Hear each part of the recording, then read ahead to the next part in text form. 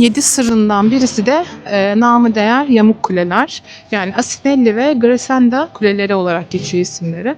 Bunların hikayesi de şu şekilde geçiyor. Orta Çağ'da Bolonya'da zengin aileler resmen yarışa giriyor. Kim daha yüksek kule yaparsa o daha güçlü sayılıyor. Yani bu kuleler tamamen bir güç göstergesi. Asinelli Kulesi 97 metre ve hala sapasağlam. Ama Garisenda için biraz işler karışmış. Zemini hesaplayamayınca kule yan yatmaya başlamış. Hatta yıkılmasın diye üstünü kesmek zorunda kalmışlar.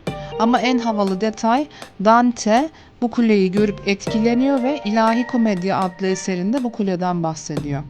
Yani burası sadece iki kule değil, Orta Çağ'ın ego savaşı, küçük bir mühendislik hatası ve edebiyat tarihinin buluşma noktası diyebiliriz. Bazen hayatta dimdik duran değil, hatalarına rağmen ayakta kalan daha çok iz bırakıyor. Sizce güçlü olmak, kusursuz olmak mı yoksa düşe kalka devam edebilmek mi?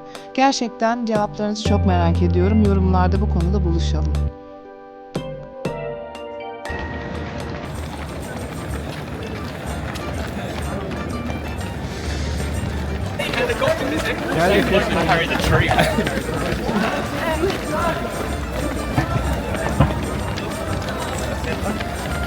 Yo encontré lluvia.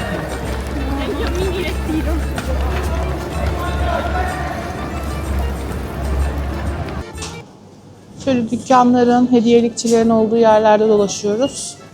Restoranlar var. Şarküteriler var, balıkçılar var. Taze makarna var. Bakın. Tortellini'nin ana vatanı burası. Normalde bolognese sostan bahsederler. Ama bilinenin aksine bolognese soslu makarna Bolonya'nın değil arkadaşlar maalesef. Et suyunda tortellini servisi var burada. Asıl yerel köylü mutfağı, köylü lezzeti olarak bilinen lezzet et suyunda tortellinisi.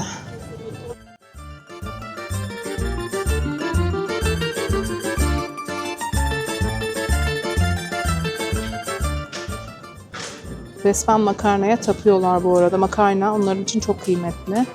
Yani zaten el yapımı makarnalar, İtalyan makarnası biliyorsunuz. Şöyle bir durum var. Buradan hediyelik götüreceğiniz zaman böyle güzel kutularda makarnalar götürebilirsiniz.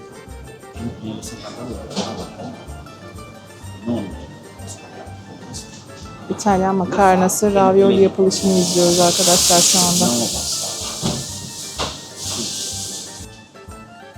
Ravioli artigianali. Parmesan fiyatlarını göstermek istiyorum. Şöyle göstereceğim. Bunlar kilo fiyatı. Tabii bekleme sürelerine göre fiyat alıyor. Kaç ay olgunlaştırdıklarıyla alakalı. Füme etler.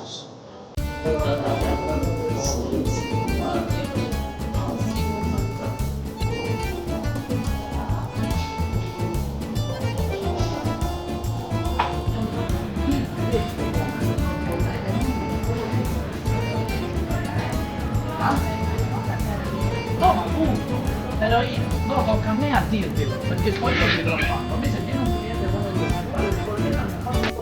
Balık tezgahına denk geldi. Bir fiyatlarına bakalım.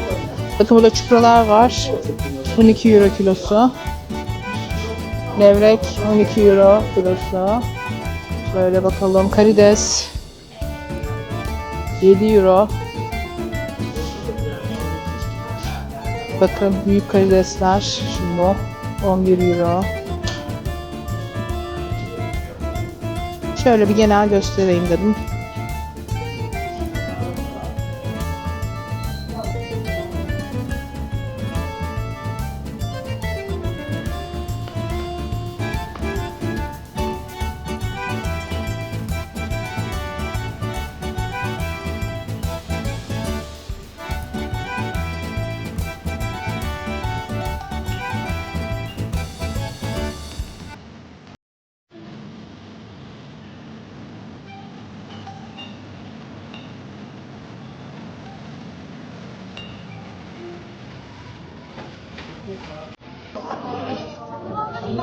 Barlar var.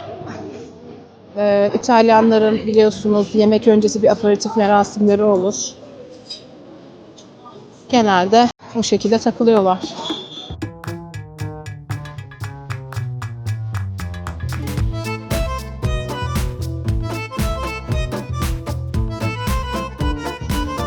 Bu bahsettiğim sokaklar Quadrilatero bölgesi, yani 800 yıllık bir meydan diyeyim, sokaklar. Bu bölge Orta Çağ'dan beri şehrin ticaret alanıymış zaten. Ve Bologna mutfağının sahnesi, ne alıyorsanız gerçek varlık burada.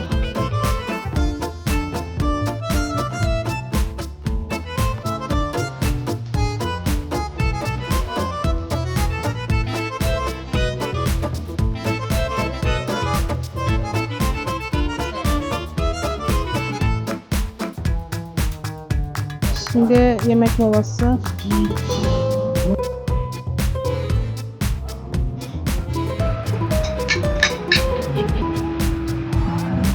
Birazcık şimdi. Yemekler geldi. Minestrone çorbası.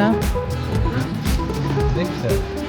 Yani buraya özgü, buranın usulü bir şinitzel diyelim. Evet. İçinde parmesan, hem falan var.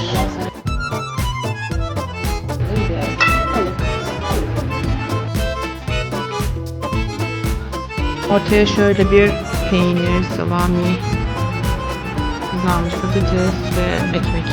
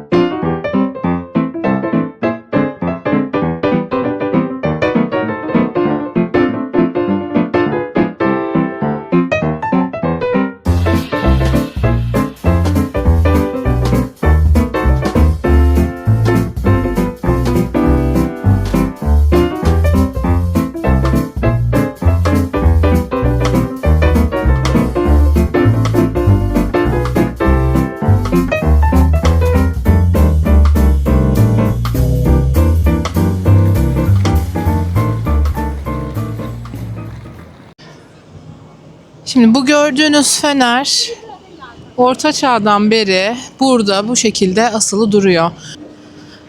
Ne zaman Bologna'da bir bebek doğsa bu fener yanıp sönüyormuş. Yani buraya, bu kente bir nüfus katıldığı zaman bu fenerin yanıp sönmesinden anlayabiliyorsunuz. Hala o dönemden beri süregelen bir gelenek.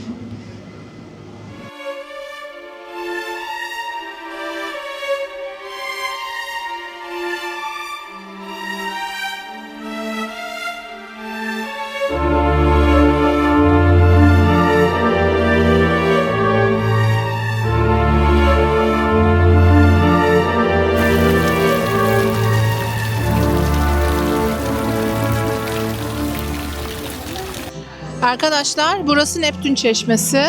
Bologna'nın en ikonik noktalarından birisi. Neptün elindeki mızrakla gücü ve otoriteyi simgeliyor. Ama daha farklı bir detay var. Heykelin anatomisi dönemin sansürüne ince bir gönderme içeriyor. Yani İtalyanlar detaylara bayılır ve zekice mesajlar vermeye de bayılırlar. O ince mesajı size birazdan gösteriyorum. Evet, İtalyanların gizli sırları, bu heykel adına olan gizli sırları diyelim. Bu açıdan belli oluyor. Yorumu size bırakıyorum. Come fragole in un bosco, più li canto, più li guardo e più li incontro, più mi convincono che il tarlo della vita è il nostro orgoglio, ma questo è il posto che mi piace, si chiama mondo. Viviamo in piccole città, nascosti dalla nebbia, prendiamo pillole per la felicità. Noi siamo virgole, Suoniamo l'Inghilterra, crediamo nell'eternità, crediamo nell'eternità. Arkadaşlar herkese günaydın. Odadayız, ikinci gündeyiz. Şimdi burada bir park var. Oraya doğru şöyle bir yürüyeceğiz. Ondan sonra yeni rotamıza doğru yola çıkacağız. Tabii onu siz ikinci videoda izleyeceksiniz. Şimdi parka gidelim. Hava buz. 2 derece. Şimdi parka doğru yürüyoruz. Ama burada böyle dikkatimizi çeken bir şey oldu.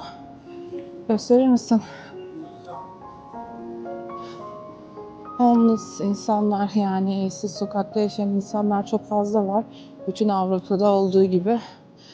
Yani burada da gelenek devam ediyor diyeyim. Ama onun haricinde sokakta bir tane hayvan göremezsiniz. Onu da bir dipnot olarak söyleyeyim.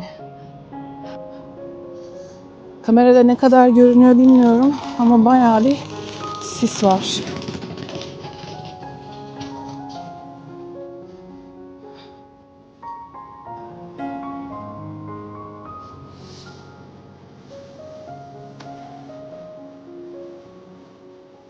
Melek ve şeytan.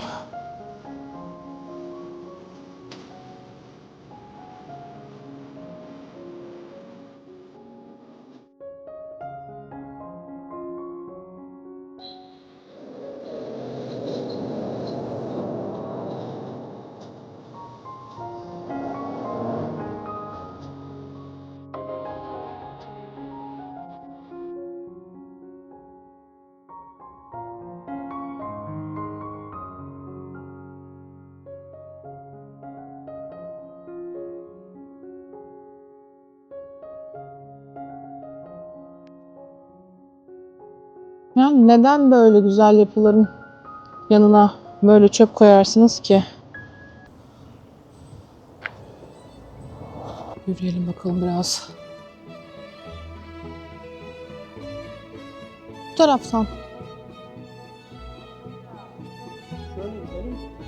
Yine her yerde çöp var ya. Şuna bak.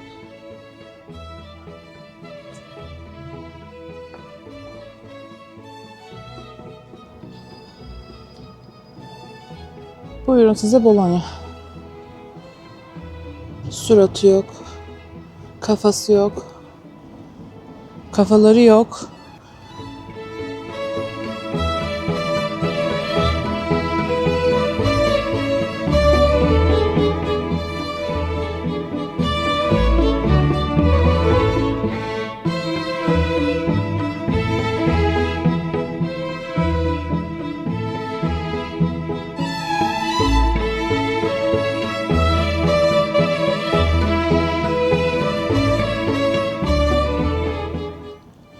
Burası yürüyüş parkı.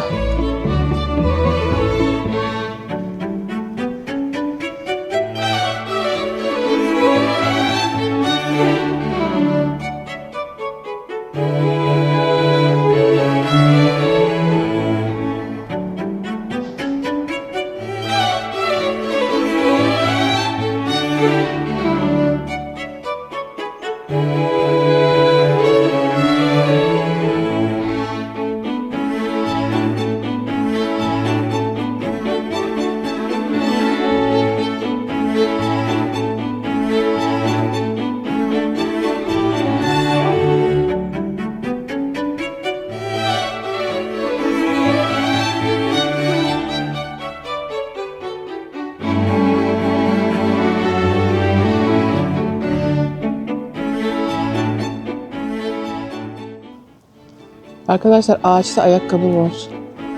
Sen oraya nasıl çıktın acaba? Böyle bir ağaçta mı?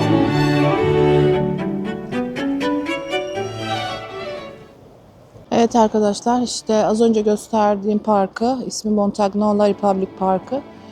Dolaştık, gezdik. Şöyle biraz video çektik. Şimdi otelimize geri dönüyoruz. Kahvaltı yapacağız. Ondan sonra bakalım neler olacak.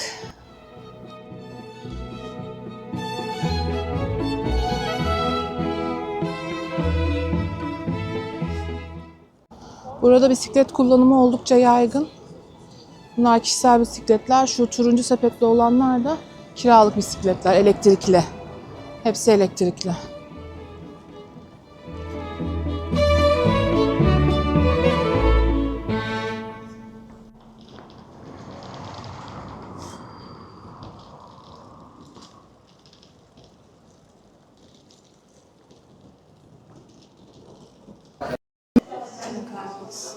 Otelin kahvaltısı.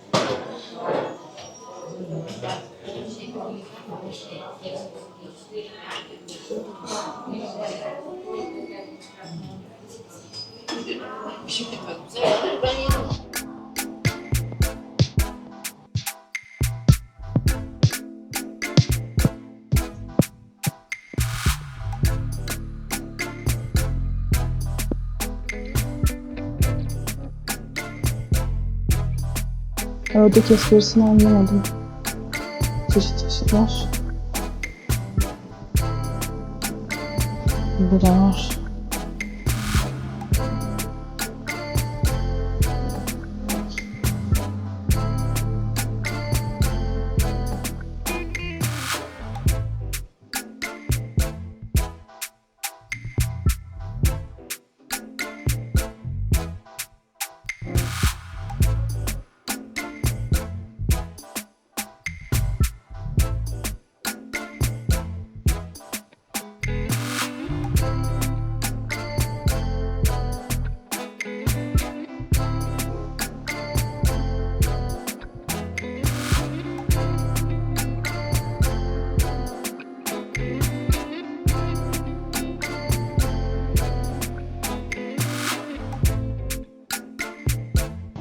Bakın burada el yapımı pizzalar.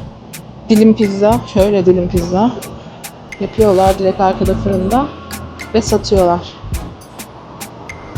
Sokak lezzeti. Şöyle bir fiyat tabelası var. Videoyu durdurup bakabilirsiniz. Bak mesela pedikür 30, pedikür sadece kesiyorlar. Böyle renk ekliyorsun. Ondan sonra yani 32 falan filan. Aynen paket gibi. Aha. Eğer bu simgeler varsa bunlar berber olduğunu gösteriyormuş. Şu anda da burası bir berber zaten.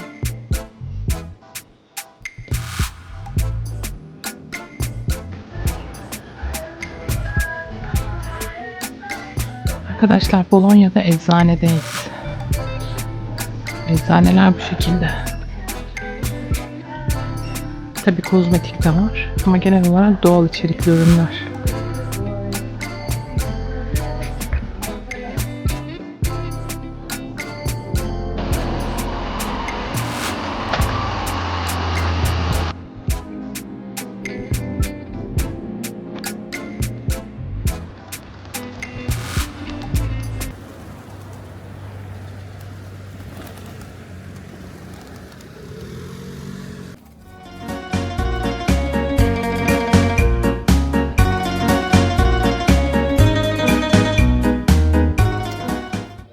Şimdi yemek yemeye bir yere oturduk. Özel Bolonya'ya özgü lezzetlerin olduğu Bologna Food Gallery diye. Birkaç bir şey göstermek istiyorum menüden. Buranın özel mantısı yani makarnası et suyunun içinde servis ediliyor. Tortellini bolognese daha önce de bahsettiğim.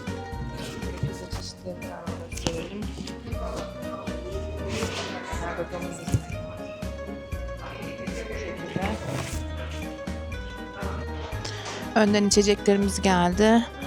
Bologna Spritz, içinde amaretto, acı badem likörü gibi ve prosecco var. Bu da roza şarap, ikramlar. Evet, pizzalarımız geldi. Mantar, burrata peynirli. Afiyet olsun.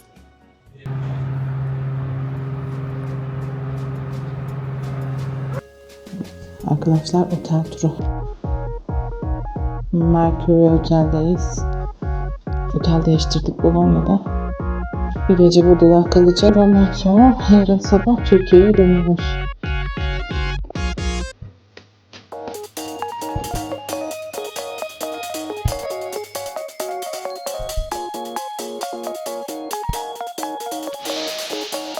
Ben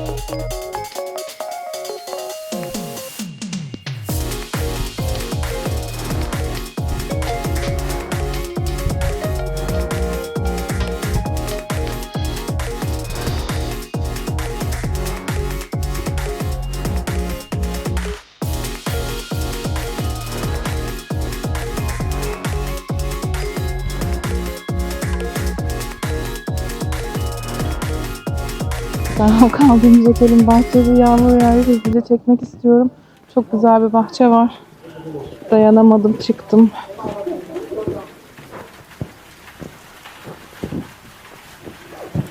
Yani İtalya esintilerini en çok herhalde burada hissettik. Bakar mısınız şu güzelliğe?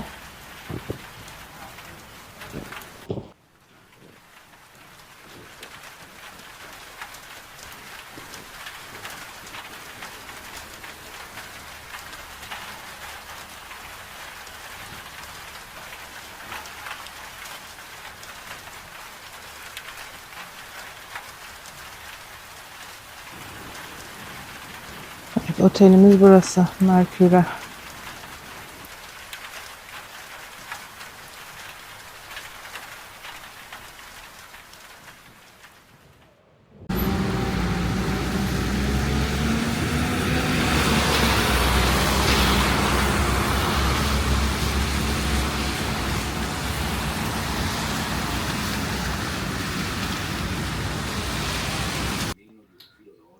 Akşam yemeğimiz. Öğlen çok ağır yediğimiz için böyle hafif bir şeyler almak istedik. Odada şimdi salata keyfi.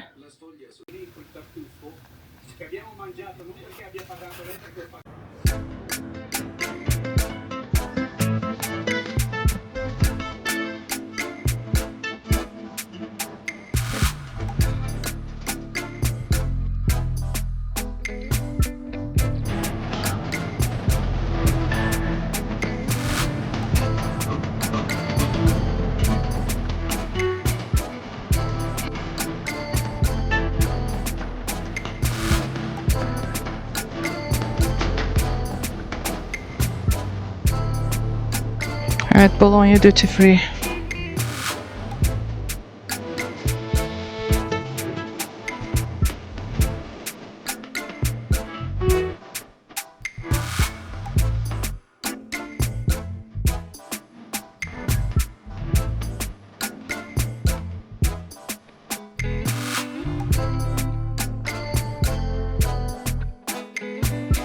Genel hatlarıyla göstermiş oldum. Bologna Havalimanı'nın duty free'si bu şekilde. Daha devam ediyor. Arkadaşlar, Bologna Havalimanı'ndan herkese günaydın. Tatilimiz bitti. Şimdi Türkiye'ye döneceğiz. Havalimanındayız. Check-in'i yaptık. Kapılardan geçeceğiz. Ondan sonra uçağa bineceğiz. İstanbul'a aktarmalı Dalaman'a varmış olacağız diye düşünüyoruz. Hava güzel. Size buradan kapanış yapmak istedim. Hoşça kalın. Bir sonraki videoda görüşmek üzere.